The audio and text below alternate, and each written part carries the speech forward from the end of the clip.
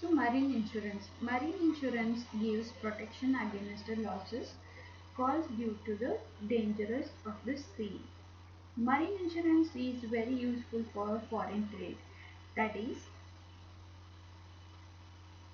exports and imports. It has become a mandatory for exporters and importers to insure their goods. It also covers the loss or damage to the passengers in a cruise during journey on the sea. Marine insurance covers the dangers of the sea such as sinking of the ship, storm, fire, explosion in the ship, crashing with the icebergs, pirates, etc. So if we take the marine insurance, these things can cover in a whatever the disasters happen, dangerous happen in the sea. So these things will cover from the marine insurance. Meaning of the marine insurance. Now we'll see what is the definition of marine insurance.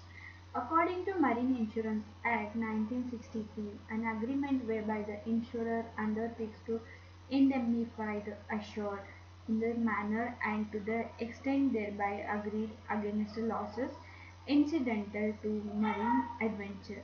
It may cover loss or damage to vessels, cargo or freight. So these things will cover from the definition. This is the definition of according to Marine Insurance Act 1963. And we'll see types of marine insurance and types of marine insurance policies. There are 8 marine insurance policies.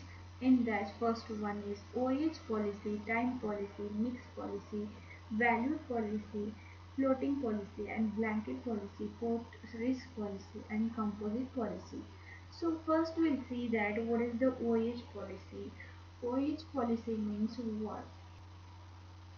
So voyage policy. Voyage means a journey by sea. So this is a marine insurance. It's coming under a marine insurance. Voyage means it's a journey by sea. As the meaning of the word show, a voyage policy is for one trip only. Like the compensation is paid out if the goods are lost or damaged in that voyage while they are being carried from one port to another port. The time needed in the journey is not considered in this policy. The policy comes to an end after the journey of goods is completed is that is after the goods reach the port of delivery.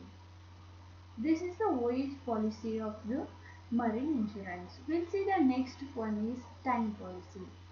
Time policy it is the there is one under which the insurance is affected for a specified period of time, usually not exceeded 12 months. So for a 1 year policy. Time policies are generally used in connection with the insurance of ship. Thus, if the voyage is not completed within the specified period, the risk shall be covered until the voyage is completed or till the arrival of the ship at the port of call. This is the time policy of in the marine insurance. And next one is mixed policy.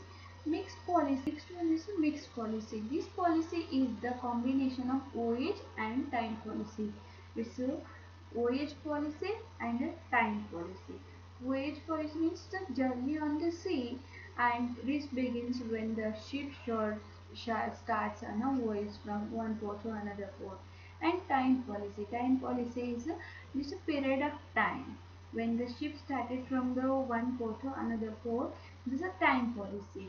This both together voyage plus time policy are included in a mixed policy. These therefore cover the risk of both the particular voyage up and for specified period of time.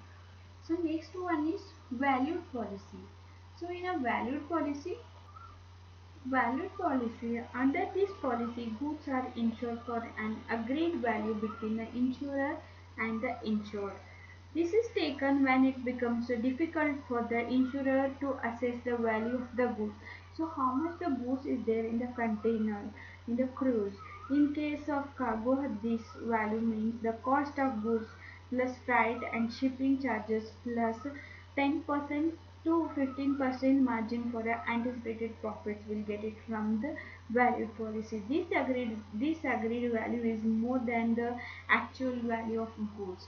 This is the valued policy from the marine insurance. And next one is blanket policy. Next one is this blanket policy. This policy is taken from maximum limit of the required amount of protection in full amount of premium is paid in the beginning of the policy. This policy describes the nature of goods insured, specific route, course, and place of the voyage. In the sea journey, these things need to be mentioned properly: route and the course and the places of voyage, and it is paid in advance beginning of the policy. It covers a multiple risk on one property, or it covers many properties under the policy. This is the blanket policy. And next one is port risky policy.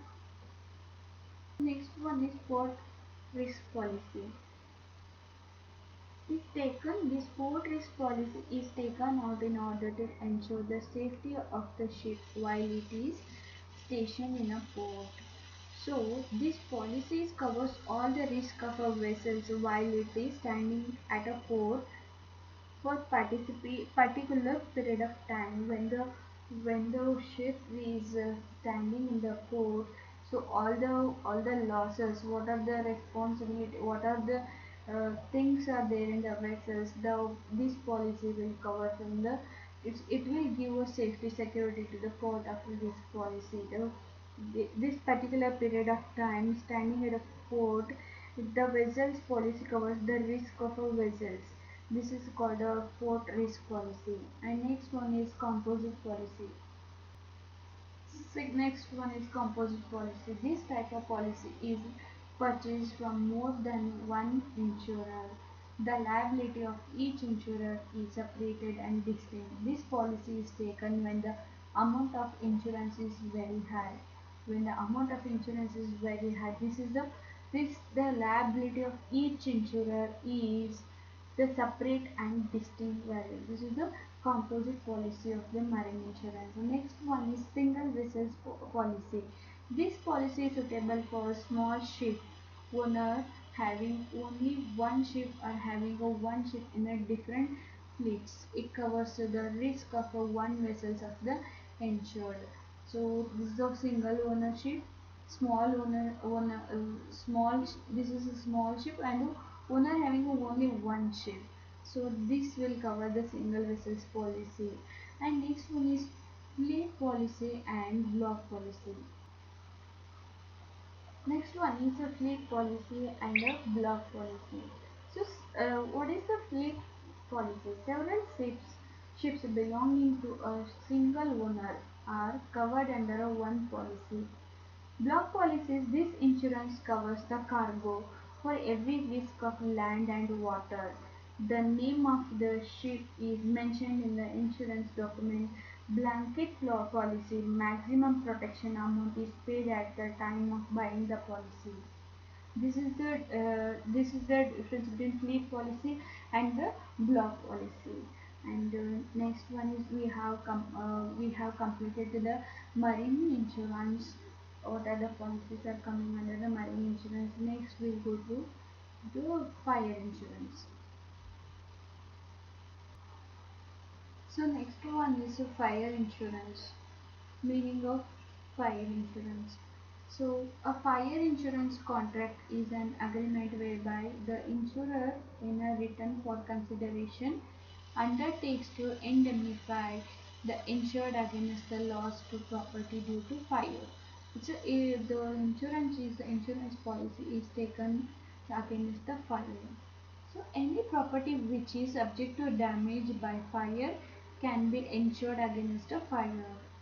The loss due to fire, lightning and explosion is also covered by a fire insurance. So the loss by the fire and the lightning and the explosion is also covered by a fire insurance. And next we'll see what are the types of insurance policies. First one is value policy. Under this policy, value of the subject, matter of insurance is agreed upon at the time of making a contract. When the policy maker the taking the making the contract, at that time it has mentioned that the insurer has to pay a specific amount or value irrespective of amount of loss caused due to fire. So insurer has to pay specific amount or value irrespective of amount of loss caused due to fire. So the insurance company has to pay the specific amount which has happened by the fire. So next is valid policy is taken for those goods whose value become difficult to calculate. In case the if it is a goods, so we can take a market value, but some things we cannot measure the values that calculate in case of loss by fire. For example, policy can be taken for artwork, painting,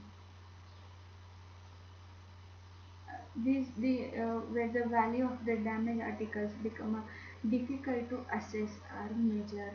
So sculptures, painting, these are the things are difficult to take. It will be a difficult to measure the value. So that's why the before only the specific amount should be fixed from the insurer. This is a valued policy of the valued policy in the fire insurance.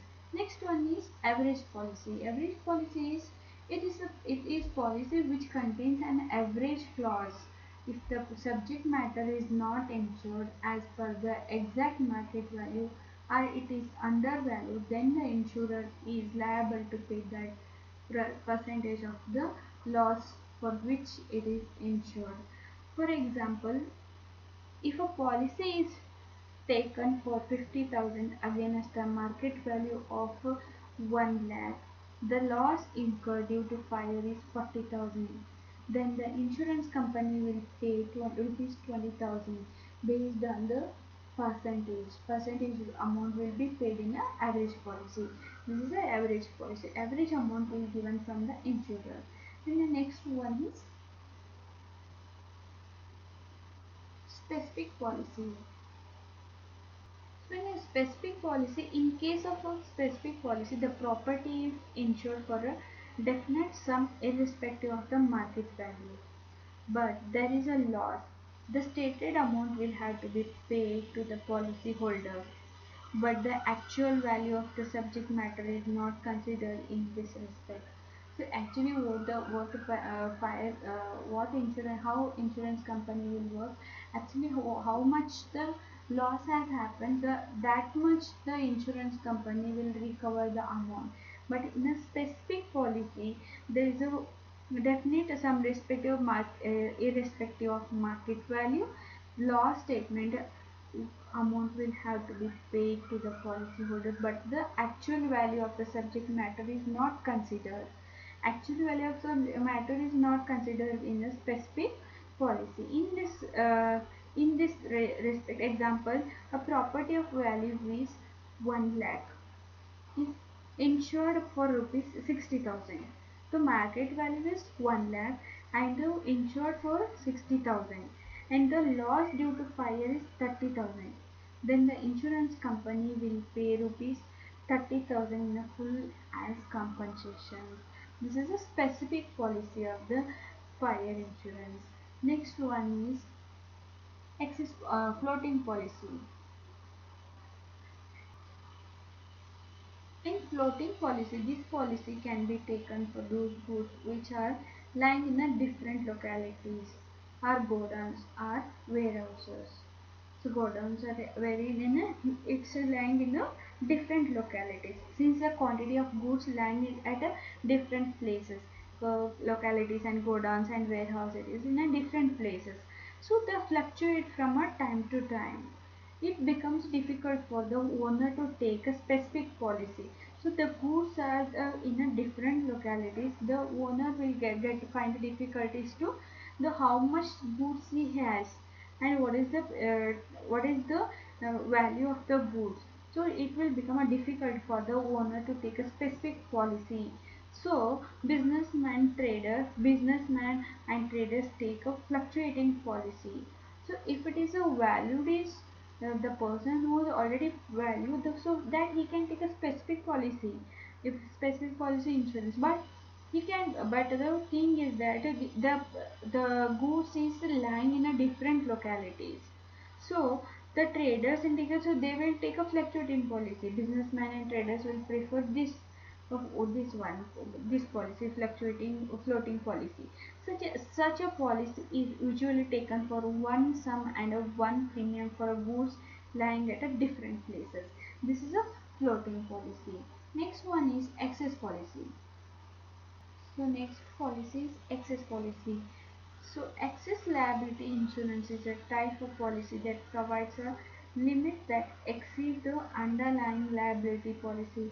It does not broaden the stated coverage but will provide the higher limits on top of the original policy. For example,